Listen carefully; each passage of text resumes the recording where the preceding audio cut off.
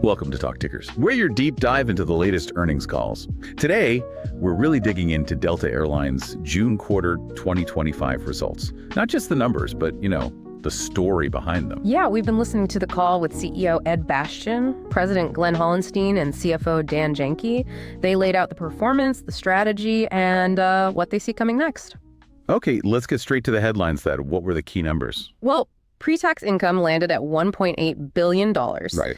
And earnings per share were $2.10. Pretty much exactly what they guided to back in April. So, no surprises there, but solid execution. Yeah. What else? Record quarterly revenue, actually, Yeah. and a strong operating margin, too, 13.2%.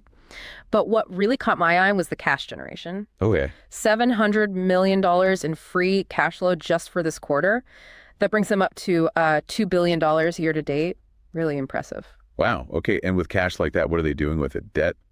Shareholders? Both, actually. They've already paid down $1.5 billion in debt in the first half of the year. Good to see. And they just announced a dividend increase, 25%. 25%. Okay. Yeah, so that's about $500 million a year going back to shareholders. Show some confidence, right? Definitely. Okay, so those are the big financial markers, impressive stuff, but let's unpack how they got there. Operationally, how did they perform? Because we know summer travel can be tough. Right, especially with the storms they mentioned. But operationally, they really stood out. They led their network peers in, the key stuff. Like on-time performance? Exactly. On-time performance, completion factor, so fewer cancellations, and net promoter score. Customers seem happy despite the weather challenges. And how do they manage costs through all that? Operational hiccups usually drive up costs. Well, that's the interesting part. Non-fuel unit cost growth was kept pretty tight, 2.7%. Yeah. Which is similar to the previous quarter, and they're actually expecting it to be flat or even down in Q3. Flat to down. That suggests some real discipline on the cost side, separate from fuel prices. Yeah, it really points to tight control over spending per seat mile. Okay, let's shift to demand. What's the picture there? Things cooling off. It seems like things have stabilized, maybe growing a bit slower than earlier in the year. Where's the softness? Mostly concentrated in the main cabin, and particularly during off-peak times, midweek, that sort of thing. Right. But Delta always talks about its diversified revenue.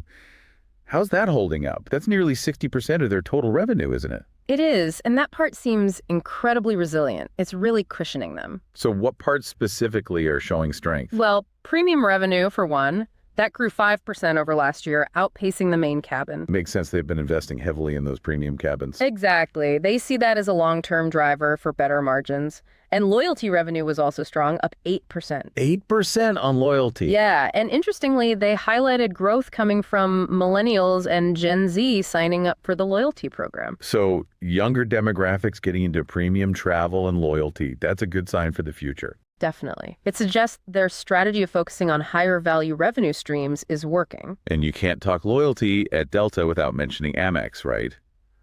How did that partnership perform? Still incredibly strong. $2 billion in remuneration from American Express just in the quarter. Wow, $2 billion? Yeah, up 10% year over year. They're on track for $8 billion for the full year from Amex. That's a huge number. Does that level of reliance on one partner worry them at all? Well, they didn't express concern. They pointed to the strength of their core customer, the households earning $100,000 plus. Right. The idea being that group is less sensitive to economic dips. Exactly. They seem to be in good shape and still prioritizing travel, even if broader consumer confidence is a bit shaky. They even mentioned having their single highest cash sales day for July travel ever in their 100-year history, just recently. Highest ever.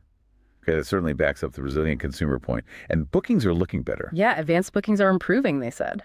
Okay, so passenger revenue is complex but holding up, especially premium. What about other areas? Cargo? MRO? Cargo grew 7%, and MRO maintenance, repair, and overhaul, that really jumped out. How much? Up 29% year over year. Significant acceleration. 29%. So they're really pushing the third-party maintenance work. Absolutely. They think that MRO segment can grow much faster than the core airline, potentially becoming, a $1 to $3 billion business for them down the line. Turning an internal function into a profit center. Precisely. They just landed their biggest ever third-party deal, too, with UPS. Oh, interesting. On what? Servicing the PW2000 engine. It highlights their deep expertise, especially in some of these legacy engine types. Okay, so strong quarter, resilient demand in key areas, MRO booming. What does this mean for the outlook? What are they guiding for Q3? For the September quarter, they're looking at earnings per share between $1.25 and $1.75. A bit lower than Q2, but still solid. Right. Operating margin expected between 9% and 11%, and revenue flat to up 4% compared to last year. And capacity, are they seeing discipline across the industry? They seem encouraged. They noted the industry domestically has pulled back about 4 points of capacity since April. 4 points. That's quite a bit. It is. Means domestic seats overall will be down almost 1% by September, which is pretty unusual outside of a recession. Airlines are being proactive. And Delta's own capacity moves. They've also made adjustments, yeah. Pulled back a bit, especially in the main cabin and during those off-peak periods we mentioned, aligning supply with the current demand patterns. Makes sense. And for the full year, have they reinstated guidance? They have. Yeah. Full year EPS projected between $5.25 and $6.25. Okay, a clearer picture now. And free cash flow guidance is $3 billion to $4 billion for the full year. Which, as you said, lets them pay down debt, $3 billion target, and keep returning cash to shareholders. Right. They also touched on taxes, said they won't actually be a cash taxpayer this year. Oh, why is that? Partly due to the demand shifts and profitability mix, but also the permanency of accelerated depreciation. Allows them to write off assets faster for tax purposes. So lower cash taxes for now. Low single digits next year, then gradually rising to mid-teens over several years. Oh, and one other cash flow point, the booking curve normalizing. Read about it. It's compressed, meaning people are booking closer to their travel dates. They think this could actually release maybe $400–500 million in cash flow in the second half. Interesting. Okay. Strategically, where are the big investments focused? Still heavily on elevating the travel experience. Yeah. Expanding globally through partnerships. They mentioned new stakes in WestJet and Indigo. Broadening their reach. And tech is a big one. They're launching something called Delta Concierge, a virtual assistant. AI-driven? Seems like it. And they're using AI for pricing, too, with a tool called Fetcher. Fetcher? How widespread is that? Still testing. It's on about 3% of the domestic network now, but they aim for 20% by year end. So they're looking to optimize revenue dynamically there. And the physical experience. Lounges. Definitely a focus. Expanding Sky Clubs, opening new ones like in Seattle, including a Delta One lounge there. Big expansion in Atlanta D-Concourse, too. Are they tackling the crowding issues people complain about?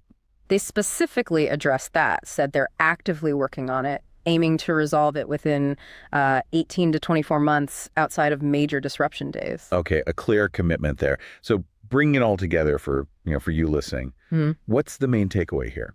I think it's Delta's ability to execute both financially and operationally in what's still a pretty choppy environment. Yeah, they seem to be navigating it well. It really underscores the durability they've built into their business model, that focus on premium, on loyalty, on MRO. It's creating divergence, They seem better positioned than some others if consumer spending does face more headwinds. That focus on the higher income customer and diversified revenue really seems key. Absolutely. Strong balance sheet, disciplined capacity, consistent strategy. It seems to be paying off. All right, let's pivot slightly. It's time for our This Is Not Financial Advice segment. You know the drill, an outrageous but plausible trade idea. What have you got this time? Okay, so thinking about that accelerating MRO revenue at Delta. The 29% growth, yeah. And their specific skill with older legacy engine types, like that big UPS deal for the PW2000. Right. Well, what about a speculative long position in a smaller niche company? One that specifically supplies parts or specialized services just for those older jet engine models. Interesting. So not Delta itself, but a supplier benefiting from Delta's MRO focus. Picks and shovels play on engine maintenance. Exactly. The idea is, as Delta and potentially other majors lean into maintaining older fleets, both their own and third-party work, these specialized niche suppliers could see a real surge in demand. They might be flying under the radar. A big contrarian, focusing on older tech suppliers when everyone's chasing the new stuff. I like it. Outrageous but plausible. But crucially, yes, this is absolutely not a recommendation to buy or sell anything, purely for entertainment and discussion. Got it. Not financial advice. Always do your own research. Consult a professional. Okay. Definitely. So to wrap things up on Delta, a strong June quarter, clear resilience in their key revenue streams, smart capacity management, and a pretty positive outlook restored for the year. Yeah, those strategic bets on partnerships, tech, premium experience, MRO, they seem to be delivering. And the financial health looks solid too. Paying down debt while hiking the dividend sends a strong signal. It really reinforces their leadership spot, especially as the industry continues to shift. As always, keep digging, keep exploring. What did you find most interesting in this Delta deep dive? Maybe something to think about. We talked a lot about the premium focus.